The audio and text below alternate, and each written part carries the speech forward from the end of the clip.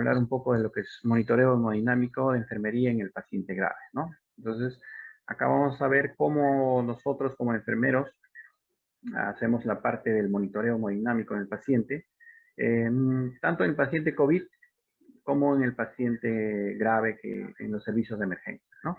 Entonces, vamos a desarrollar ese tema.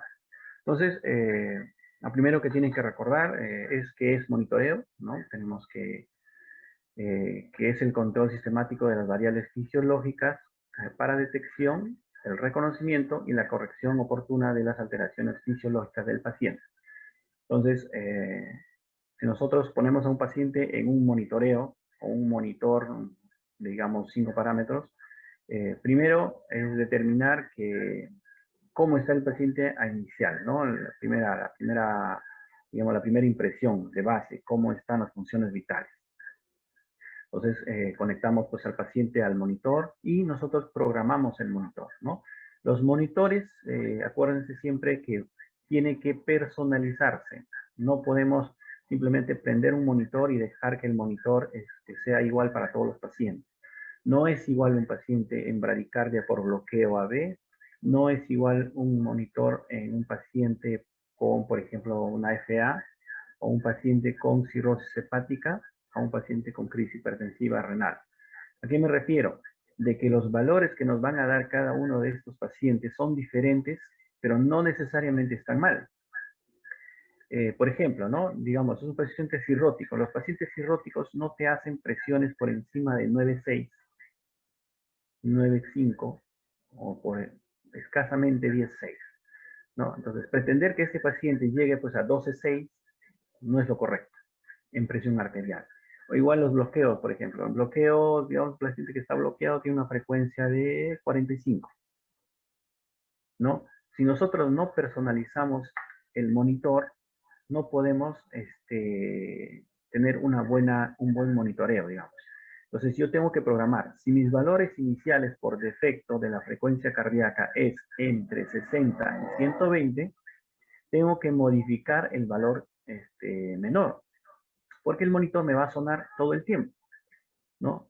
Mucho de lo que observo en los servicios de emergencia con los pacientes monitorizados es que los monitores están permanentemente sonando con las alarmas. Entonces no es posible que nosotros como enfermeros tengamos monitores sonando 24 horas al día, especialmente en los pacientes graves, que afectan todo tipo de ruidos. Ustedes saben que los ruidos intensos, que son como estos tipos de monitores, elevan los decibeles, ¿no? Por encima de lo normal. ¿Para qué? Para que nos alerten a nosotros como enfermeros, pero también interrumpen el estado del sueño del paciente.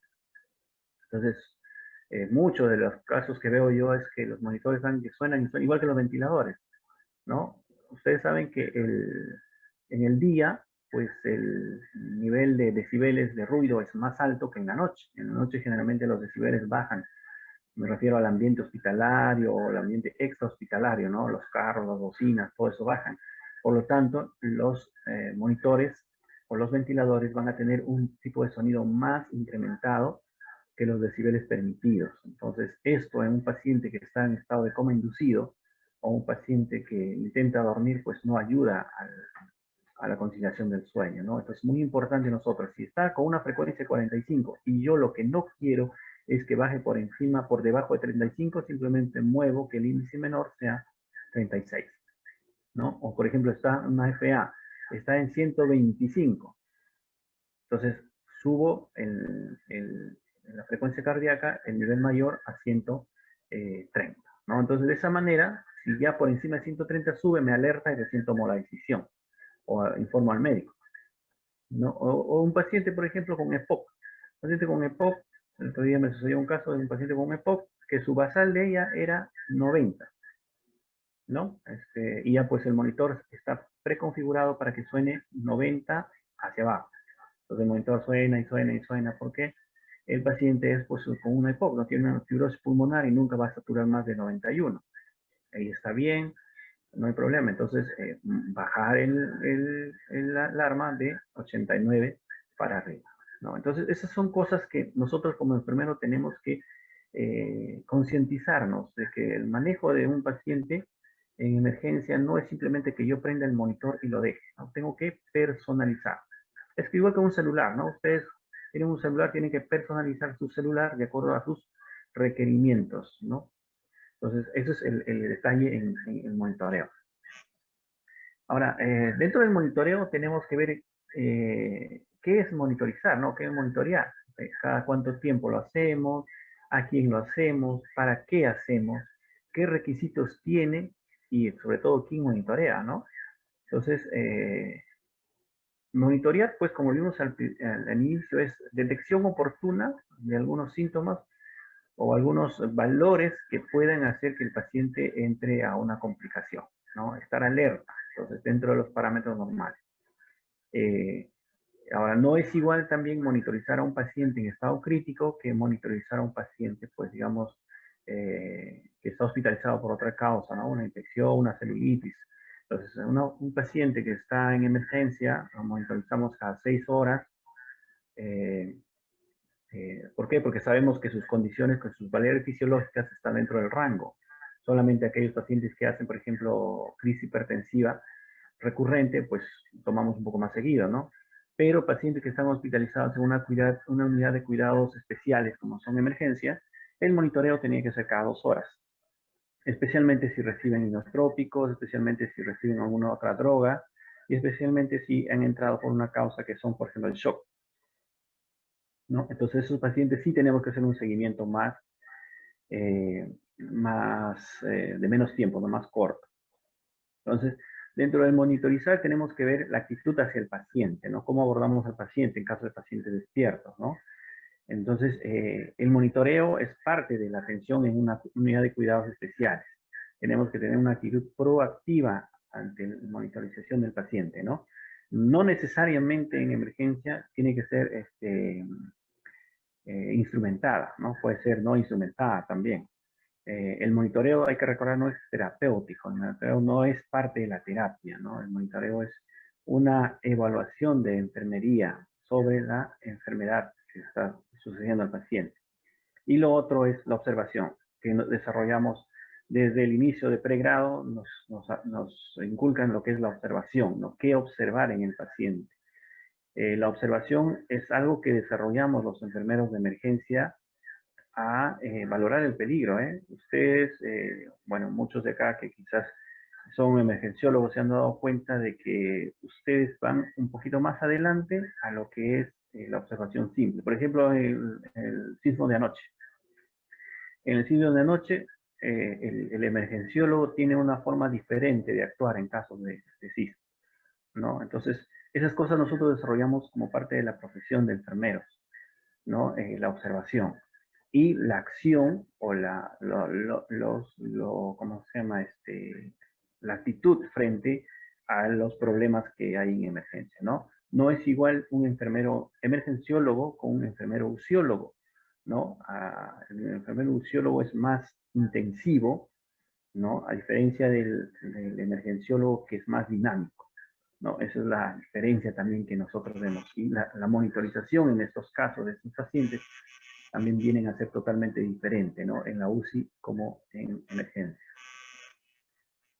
Tenemos que tener objetivos, esos objetivos de la monitorización, ¿no? Primero, identificar de una manera objetiva. Objetiva quiere decir que tú lo ves, ¿no? Que tú puedes corroborar la información que te esté dando un aparato, como vemos ahí. Constante, porque te da en el largo del tiempo, ¿no? De todo lo que indica la parte hemodinámica, ¿no? Y todo lo que indica sus alteraciones fisiológicas y las tendencias de las variables. ¿A qué se refiere en eso? Que por ejemplo, en el caso de la frecuencia cardíaca, ¿no? Va a depender mucho, o hay variables que ajustan la parte hemodinámica, ¿no?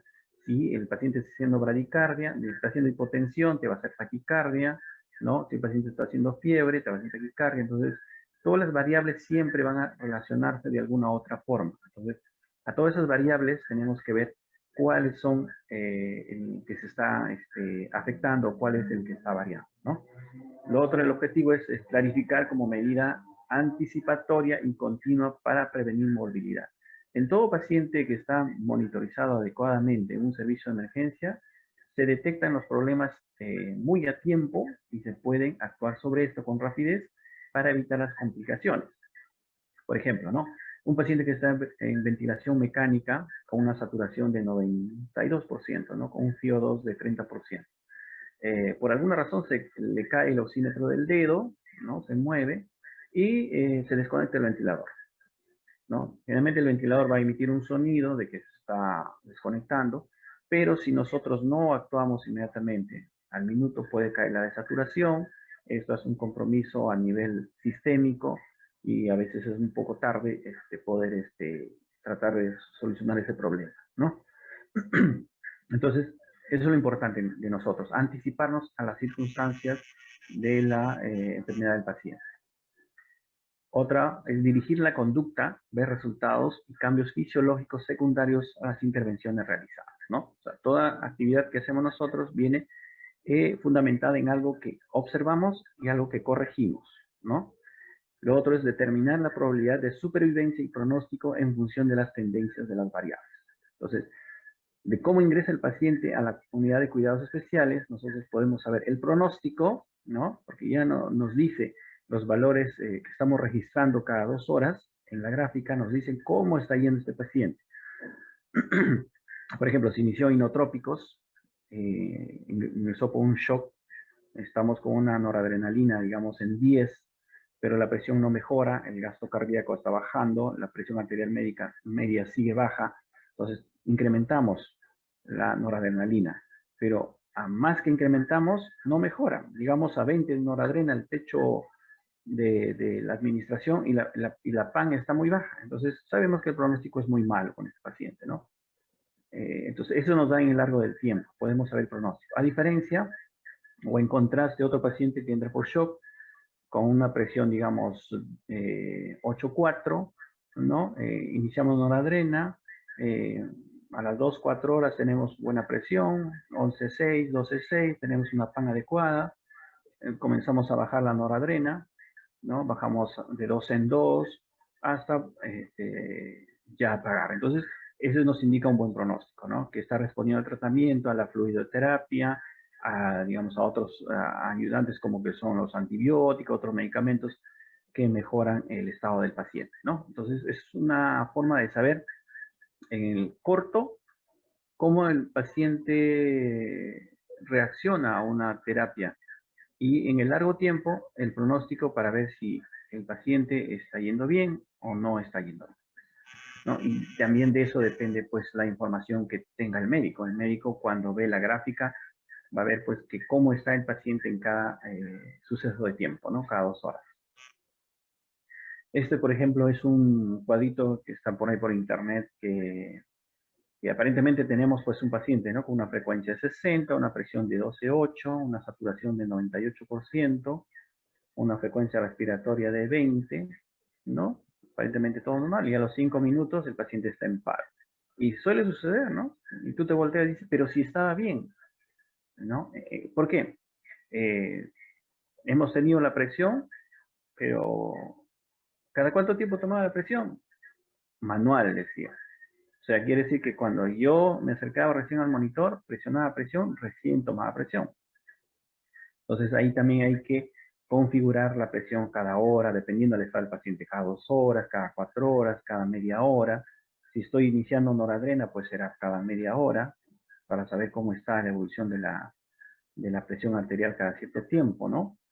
Entonces, y justo para eso, pues viene tu colega o viene el médico y dice, ¿pero qué pasa al paciente? Si hace 5 minutos estaba bien, ¿qué han hecho?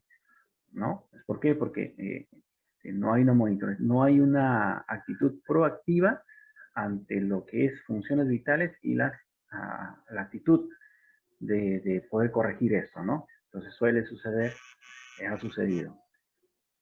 Ahora, dentro de lo que es monitoreo, la idea, o sea, ¿qué es un monitoreo ideal? Dicen, ¿no? El monitoreo ideal, ¿a qué debe ajustar? Todo lo vemos en costo-beneficio. ¿Ya? Torres, ustedes saben que mientras más barato le cuestan las cosas y le duren, pues viene siendo algo ideal, ¿no? Eso es lo que todos queremos. Entonces, y que tiene que ser una medida precisa y confiable. Entonces, lo ideal que nosotros cuando monitoricemos y nuestras funciones vitales, nuestro registro, nuestra hoja de monitoreo, muestren todos estos datos, quiere decir que hemos encontrado un monitoreo ideal, ¿no? Por ejemplo, la precisión, ¿no? Que el monitor te mida realmente lo que tiene que medir. Ya, en cada 2 horas programamos y nos da una presión adecuada, de acuerdo a lo que nosotros vemos con el paciente, que es confiable porque podemos corroborarlo. No es algo que nos dice, por ejemplo, si el paciente está o una presión de 12,6, pues vemos llenado capilar, vemos la coloración de la piel, vemos el color y también la temperatura de la piel, ¿no? Pero si vemos un paciente, por ejemplo, que diga 12,6 y yo lo veo pálido, lo veo al paciente llenado capilar más de 2 segundos, veo que está muy frío, frialdad distal total, entonces algo está pasando, ¿no? O sea, el monitor no me está midiendo lo que debe medir, o simplemente es que yo no he configurado el monitor para que mida lo que quiero que mida. Entonces eso también es importante. Tiene que ser seguro, ¿no? El monitor tiene que ser seguro, tiene que ser sensible, sensibilidad sobre todo, por ejemplo, en pacientes que son con medida de presión invasiva, ¿no? La presión arterial invasiva. Entonces, tiene que ser muy sensible y nosotros tenemos que asegurar de que esté funcionando bien, ¿no? Que tiene que ser fácil de operación. Los monitores están hechos y fabricados pues para que las personas comunes puedan, ¿no?, configurarla, porque es igual que un celular, tiene una configuración estándar, no tiene ninguna complicación, incluso, pero todo depende de que conozcas al monitor. Hay casos en que, por ejemplo, quiero ver la tendencia de la presión, cómo ha ido en estas siguientes 4 a 6 horas, y pues no sepas cómo ingresar, ¿no?, a la configuración de tendencias. Los monitores generalmente tienen una memoria que van almacenando toda la información un determinado tiempo. Entonces yo puedo saber, por ejemplo, en las restas 24 horas anteriores cómo ha estado la presión arterial. Pero si yo no lo configuro, no configuro que me guarde la presión cada 15, 20, cada media hora, 1 hora, pues la máquina no me va a guardar la información. Pero si yo entro, por ejemplo, a un monitor y quiero saber cómo estuvo la presión, el colega me dice, ¿sabe qué? Le inicié noradrena porque la presión estaba baja. Ya. Quiero corroborar. ¿A qué hora lo iniciaste? A las 6 de la tarde. Voy al monitor, retrocedo hasta las 6 de la tarde y ahí me va a dar el cuánto ha iniciado. No tanto por la fidelidad de la información, sino porque quiero hacerme trazarme una línea de cómo está este paciente con la infusión, ¿no? Si me dice que ha iniciado a 10 y yo la encuentro ya a 20, quiero decir que no está evolucionando favorablemente y que las presiones anteriores han estado muy bajas para que él siga subiendo la presión arterial, ¿cómo se llama? La infusión de noradrena, ¿no? Entonces eso me sirve las tendencias. Tiene que ser muy específico. Si es menos invasiva, mejor, porque ustedes saben que todo lo que invade al paciente hay un riesgo de infección agregada, ¿no? Fácil mantenimiento, ¿no? Tiene que tener pues una velocidad de respuesta, quiere decir que tiene que estar en el tiempo, ¿no? En el tiempo tiene que darme las funciones vitales, tiene que ser cómodo y seguro para el paciente, ¿no? No podemos ponerle pues un brazalete, sucede y he visto, los monitores preconfigurados, ¿no? Generalmente toman la presión cada 5 minutos. Cuando tú ingresas un paciente a la unidad de cuidados especiales y pones el monitor, la preconfiguración del monitor es presión arterial cada 5 minutos.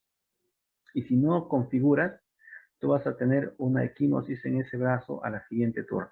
Ingresas, ves al paciente, valoras, sacas el brazalete y está con una equimosis en ese brazo. ¿Qué pasó? Ves al monitor, cada 5 minutos te ha tomado la presión. Eso no se puede tolerar, ¿no? Esas cosas no es propio de un enfermero emergenciólogo, un enfermero urgiólogo. El bajo costo, ¿no? Tiene que darnos un bajo costo. La información tiene que estar ahí en la pantalla, tiene que verse, tiene que estar bien graficada, iluminada, como quieran. Y tiene que ser de utilidad clínica para el diagnóstico y evolución del paciente, ¿no? Una respuesta a la terapia. Entonces, todo esto de acá engloba todo lo que tiene que ser una monitorización ideal. Entonces, nosotros cuando monitorizamos a un paciente y le ponemos a un monitor, tenemos que ver todas estas partes de acá. ¿Ya? Todas estas cositas se tienen que cumplir para nosotros asegurar pues que estamos haciendo algo beneficioso para el paciente, ¿no? Hablando más de lo que es el propio de la parte hemodinámica, ¿qué es lo que valoramos nosotros? Nos valoramos la función cardíaca, indirectamente, ¿no? Estamos viendo la función cardíaca, cómo está funcionando este corazón. Estamos viendo cómo está el volumen extravascular, ¿no? El alargue circundante, cómo está.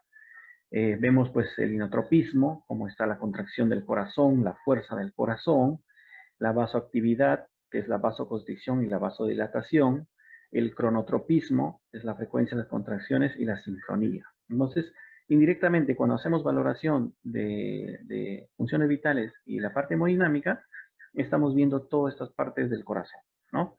Y eso se refleja pues en la presión arterial y en la frecuencia cardíaca. Ahora, signos y síntomas asociados al compromiso hemodinámico, ¿no? Entonces acá vamos a ver la parte de lo que es disfunción cardíaca. Entonces cuando observamos de que dentro del monitoreo vemos pues que hay compromisos hemodinámicos y que no está yendo bien el paciente, nosotros observamos ciertas cosas y podemos corroborar ciertas cosas, ¿no? Entonces decimos, vemos en el monitor, hay taquicardia, observamos al paciente, hay incurgitación yugular, ¿no? Aparición de sonidos anormales en los pulmones, hay soplos, frotes, galope, edema periférico, ¿no? En miembros inferiores, eh, hay colapso cardiovascular y shock, hay alteración del sensorio, ¿no? Entonces, solamente con alteración del sensorio también nos da indicador de que hay hipoperfusión, por ejemplo, ¿no? Y la hipoperfusión lo que nos va a llevar es pues que el gasto cardíaco está disminuyendo. Pulso disminuido ausentes, ¿no? Tocamos, por ejemplo, pulso a nivel radial, es más débil que a nivel de, digamos, a nivel de carótida. Entonces nos está dando una señal de que la parte hemodinámica está comprometida, ¿no? La piel pálida, que esté muy fría, o esté sudorosa, que hay arritmias y hipotensión. Entonces todo esto de acá nos van a dar una idea de que hay disfunción cardíaca y no está yendo bien en la parte hemodinámica el paciente.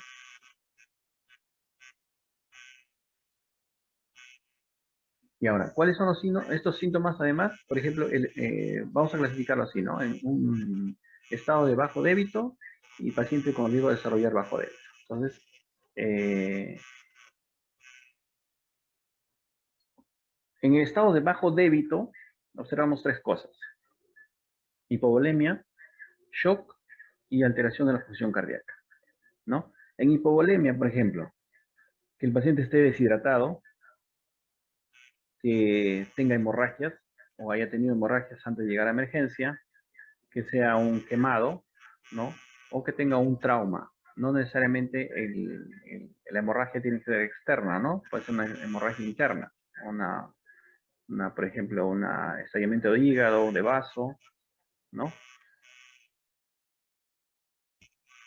En lo que es shock, por ejemplo, vemos si es séptico, cardiogénico, neurogénico, ¿no? Distributivo anafiláctico, ¿no? Especialmente hay que tener muy en cuenta el shock cardiogénico, ¿no? Que nos puede displazar otras cosas. Entonces, es importante el reconocimiento de qué tipo de shock tiene el paciente. Y alteraciones en la función cardíaca, como insuficiencia cardíaca congestiva y problemas de infarto, ¿no? Pacientes que hacen infarto hacen problemas muy severos de función cardíaca. Entonces, todos estos tres puntos nos van a indicar que del estado de bajo débito del paciente. Ahora, el riesgo a desarrollar bajo débito lo podemos identificar también de tres formas. Que el paciente tenga antecedentes cardiopulmonares, ¿no? Y van a ser sometidos a cirugía. Tiene que haber una cirugía de revascularización coronaria o la cirugía cardíaca o cirugía abdominal mayor. Entonces, todos los pacientes que van a ser sometidos a cirugías grandes, cirugías mayores, tienen un riesgo a estar en bajo débito cardíaco, ¿no? Entonces, identificarlo, adelantarse, ¿no? A esto y poder actuar. para que el paciente no se complique con estos 3 síntomas de estado bajo de gasto cardíaco. Entonces, ¿qué más nos indican? Nos dan indicadores de la parte hemodinámica, ¿no? Podemos hacer un examen físico, ¿no? Un examen físico, por ejemplo, el sensorio. Cuando el paciente está en hipotensión o en shock, el estado sensorio disminuye, ¿no? Un grafo menos de 13, 12. El color de la piel también es un indicativo, por ejemplo, en caso de shock. La temperatura, no tanto la hipertermia, también como la hipotermia. El llenado capilar, que es muy importante, eso sí, debemos practicarlo mucho, ¿no? Ustedes saben que el llenado capilar tiene que ser menos de 2 segundos. Eso nos indica un índice de perfusión a nivel de tejido. La diuresis horaria, en el caso de pacientes que ingresan, por ejemplo, ingresa un paciente a trauma shock, pálido, con hipotensión, sí que hay que preguntar al familiar cuánto ha orinado, si utiliza pañal, desde qué hora no orina. Esas cosas nos dan un índice de cómo está la filtración glomerular, ¿no? Y los signos vitales que nosotros registramos al momento de abordar al paciente. Entonces, todos esos pueden ser a través de variables directas, ¿no? Son variables que nosotros podemos observar, ¿no? Tanto a nivel periférico como a nivel central. ¿Qué tomamos a nivel periférico, por ejemplo? La temperatura. Llega un paciente a trauma shock, le consideramos la temperatura. Puede estar, no necesariamente en hipertermia, como le dije, también puede estar en hipotermia, ¿no? Que son síntomas de shock. Entonces es muy importante tomar la temperatura a un paciente en estado crítico. El color de la piel, ¿no? Evaluamos el color de la piel, la palidez de la piel, ¿no? Cómo está. Vemos el llenado capilar, presionamos, ¿no? La parte de las uñas de los dedos, presionamos también la palma de las manos, ¿no? El llenado capilar. Eso nos da un indicio de lo que es la perfusión tisular, ¿no? Eso, entonces, en la parte periférica podemos observar eso. De eso de acá ya podemos dar una idea de cómo está la parte hemodinámica, ¿no? Es una forma indirecta. Y, la otra forma es, pues, de la parte central, ya viendo la frecuencia cardíaca, ¿no? Puede estar en bradicardia, puede estar en taquicardia, ¿no? Dependiendo al tipo de patología que se presenta. Por ejemplo, el caso de que fuera un shock cardiogénico, ¿no? Podría estar pues con una FA, podría estar con un bajo gasto. Tenemos que ver la presión arterial, cómo está la presión arterial, y sobre todo la presión arterial basal, ¿no? A un inicio, ¿se acuerdan que les dije de que no es igual, ¿no? Ver a un paciente cirrótico, ya bastante tiempo, con un paciente que viene, por ejemplo, por un paciente renal, una descompensación renal, ¿no? Los pacientes con cirrosis hepática siempre te van a hacer presiones bajas, a diferencia de presiones a pacientes con problema renal que siempre vienen con presiones muy, muy altas, ¿no? 20-10, 22-12. Entonces, son pacientes que vienen con esa presión y generalmente, regularmente mantienen 18-9, 17-9, 17-8. Esas son las presiones que ellos mantienen, ¿no? Entonces, valorar qué tipo de paciente tenemos para ver qué es lo que le conviene al paciente en ese momento, ¿no? Por ejemplo, la otra forma también de valorar es la presión arterial media. Entonces, tenemos que ver la presión arterial media en un paciente, generalmente los monitores, cuando ustedes toman la presión, les da la presión arterial media, ¿no? Pues si no les da, pues simplemente recurran a la fórmula, que es la diastólica más la resta de la sistólica menos la diastólica entre 3, ¿no? Entonces, ¿qué debo asegurar yo a un paciente para tener un gasto cardíaco adecuado? Que tenga una presión arterial media por encima de 65. La presión arterial media por encima de 65 me garantiza de que hay una perfusión tisular adecuada, ¿no? Que el oxígeno esté llegando a los tejidos, que los nutrientes estén llegando a los tejidos adecuadamente para que se sigan realizando sus funciones fisiológicas. Pero presión arterial media menor de 60 en pacientes que están pues en shock, lo que me está diciendo es que los tejidos no están oxigenándose adecuadamente, que poco a poco van a complicarse y van a ser hasta a veces irreversibles, ¿no? Entonces, no tanto fíjense de la presión arterial. Yo como enfermero le diría que dentro de la valoración del paciente en shock, siempre se fijen en la presión arterial media. Eso nos da un indicador de cómo está la perfusión a nivel de todo el cuerpo, ¿no? Por decirlo así. Otro es la presión arterial pulmonar, pero eso, bueno, necesitamos todavía pues un catéter invasivo. La otra forma también de la parte central es la PVC, ¿no? Que ya veo que no se mide. Usualmente anteriormente sí se medía mucho la presión venosa central en caso de pacientes que tengan problemas de shock hipovolémico, ¿no? Sobre todo para evitar la sobrecarga cardíaca. Lo que usualmente hacemos en trauma shock a los pacientes que llegan es pues reponer volumen en caso de pacientes deshidratados o pacientes hipotensos, pero tenemos que saber cuánto de volumen reponemos a este paciente para evitar la congestión pulmonar y la sobrecarga cardíaca, ¿no? Entonces, una forma indirecta, directa diría yo, que es a través de la medición de la presión venosa central, ¿no? Entonces, mido la presión venosa central, esto me da un indicador de que la cantidad de volumen que yo he repuesto al paciente está adecuado, muy bajo o demasiado alto para el trabajo del corazón. ¿Ya? Eso es importante porque con eso vamos a evitar complicaciones como los edemas agudos de pulmón, ¿no? El otro que lo más importante es el gasto cardíaco. Eso también es algo que nosotros como enfermero tenemos que ahondar en lo que es gasto cardíaco. Mucho de las complicaciones de los pacientes con manejo de shock en emergencia son porque no valoramos el gasto cardíaco, ¿no?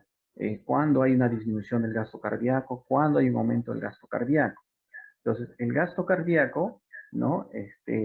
Pues lo que nos mide es cómo está trabajando este corazón con la cantidad de sangre que tiene circundante, ¿no? Bueno, el gasto cardíaco, ya saben ustedes la fórmula, la frecuencia cardíaca por el volumen sistólico, ¿no? Generalmente oscila entre 4 a 8 litros por minuto el volumen sistólico. Pero lo más importante de esto es saber cuándo está disminuido y cuándo está aumentado.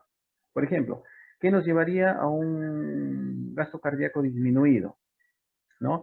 Disminución del llenado ventricular por hipovolemia, por ejemplo, o disminución del vaciamiento ventricular por la contractibilidad. Enfermedades como valvulopatía, aumento de la resistencia vascular periférica, todo esto van a hacer que hay disminución del gasto cardíaco. ¿Y qué va a indicar un gasto cardíaco incrementado? ¿No? Un aumento de demanda de oxígeno, por ejemplo, por ejercicios. El embarazo también. El dolor también produce aumento del gasto cardíaco. La ansiedad, ¿no? Y la disminución de la resistencia vascular periférica. Entonces, darse cuenta en qué momento estamos con el paciente para poder ayudarlo, ¿no?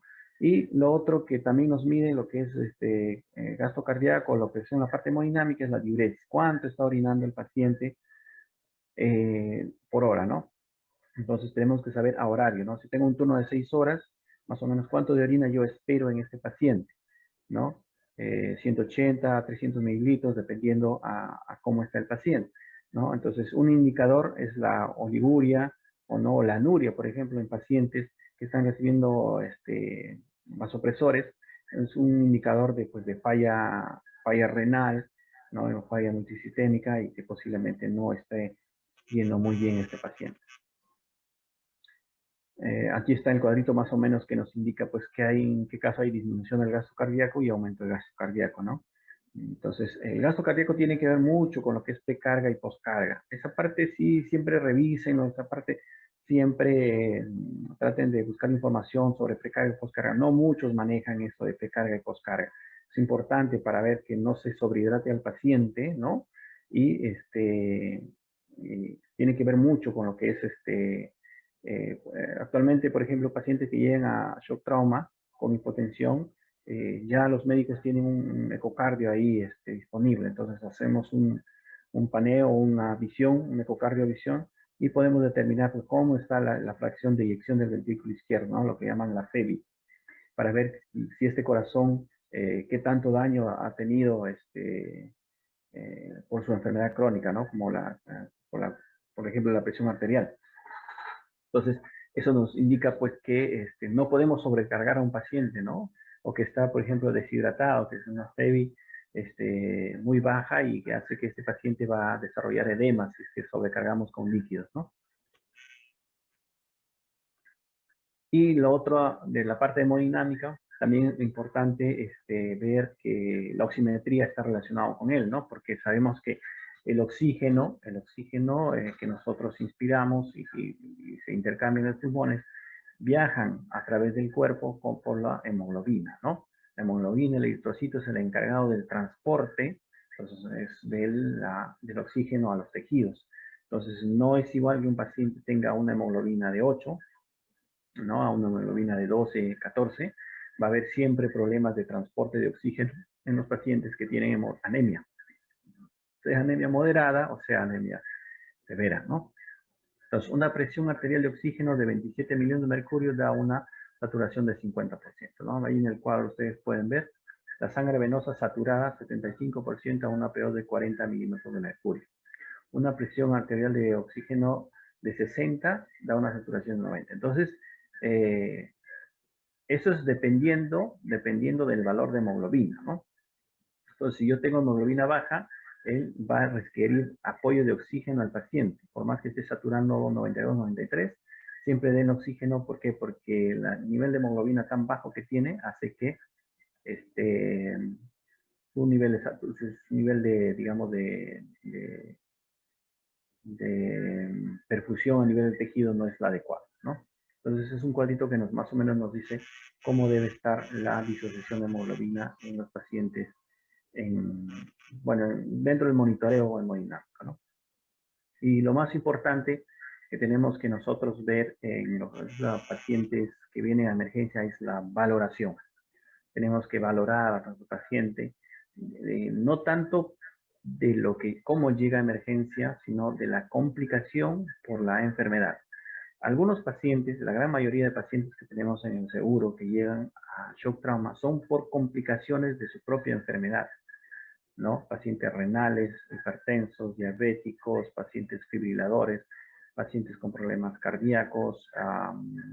Entonces, esos pacientes hacen complicaciones de su enfermedad. Por ejemplo, los diabéticos, están viendo muchos casos de cetoacidosis diabética, ¿no? Son pacientes que tienen diabetes, pero no son diagnosticadas, no son tratadas, ¿no? Por alguna razón simplemente no quieren recibir tratamiento y llegan complicados con estados hiperosmolares o pacientes con cetoacidosis diabética, ¿no? Entonces, lo primero que tenemos que valorar en lo que es la parte hemodinámica de un paciente es saber qué antecedentes tiene, ¿no? Para que haya desarrollado una descompensación de la enfermedad, ¿no? Por ejemplo, digamos, en un paciente que tenga una fibrilación, una FA, ¿no? Fibrilación auricular. Entonces, aparentemente es la medicación. Entonces, el paciente deja de tomar su medicina y pues desata una parva y llega a emergencia, shock trauma, con todo un cuadro de compromiso hemodinámico ya, ¿no? O también los pacientes, por ejemplo, renales, que siempre llegan pues con crisis hipertensiva, con emergencias hipertensivas. Entonces, valorar estos tipos de pacientes, qué enfermedad tiene de fondo, ¿no? Para poder ayudar precozmente eso. Y sobre todo, ¿no? Como ahí ve en el dibujito, pues es ver qué tipo de medicamento está tomando el paciente. Porque si bien es cierto que los medicamentos ayudan a una enfermedad, pero pueden complicar otra, ¿no? Por ejemplo, en caso de pacientes que toman, pues, beta bloqueadores, ¿no? Pacientes que indican en la primera consulta el médico, el cardiólogo, beta bloqueadores, que toma y que no lleva los controles, de pronto hace bloqueos, ¿no? A nivel cardíaco con frecuencias bajas de 35 por minuto. ¿Por qué? Por intoxicación de estos medicamentos, ¿no? O sea, por el uso crónico no seguido, no valorado, no ¿cómo se llama? Que vuelven a consulta, ¿no? Entonces los pacientes pierden la consulta, continúan con la medicación, pacientes, por ejemplo, con enfermedades asociadas a autoinmunes, por ejemplo, ¿no? Ellos también hacen complicaciones por la falta o por el exceso de la medicación. Bueno, eso ha sido más o menos todo lo que tiene que ser con valoración hemodinámica en los pacientes críticos tanto en emergencia, ¿no? Lo importante es que nosotros desarrollamos la parte de la observación, ¿no? La primera impresión en un paciente y luego la personalización de lo que es la monitorización. El monitor, si es cierto, viene un estándar para todas las personas, para todas las enfermedades, pero depende de nosotros personalizar el monitor de acuerdo a la patología que tenemos, ¿ya? Entonces, dependiendo al caso, dependiendo al tipo de diagnóstico que tiene el paciente, yo personalizo mi monitor de tal forma de que me dé información de que realmente necesito, ¿no? Por ejemplo, un paciente que está en ventilador y está en pseudoanestesia, veo en el monitor, por ejemplo, la frecuencia respiratoria, no me sirve. ¿Por qué? Porque el monitor, el ventilador mecánico, está entregando una frecuencia respiratoria y en la máquina me sensa la frecuencia respiratoria. Entonces veo ahí la programada y la que me da el paciente, veo una sincronía, ¿no? Entonces arriba no me sirve. Pero si es, por ejemplo, un paciente que está con dificultad respiratoria y está con cánula o, bueno, vamos a poner Venturi, entonces sí me sirve la frecuencia respiratoria porque sí me va a medir si el paciente pasa por encima de 30, ¿no? Igual que, por ejemplo, la saturación de oxígeno. Un paciente, por ejemplo, digo, que viene por un problema que, a ver, que no se requiera el monitoreo estricto de la saturación, ¿no? No incido mucho en eso si es que necesito realmente el valor. Listo, ha sido eso todo con respecto a monitoreo hemodinámico y quedo a sus preguntas. Muchas gracias, licenciado Lucas, por esta interesante ponencia.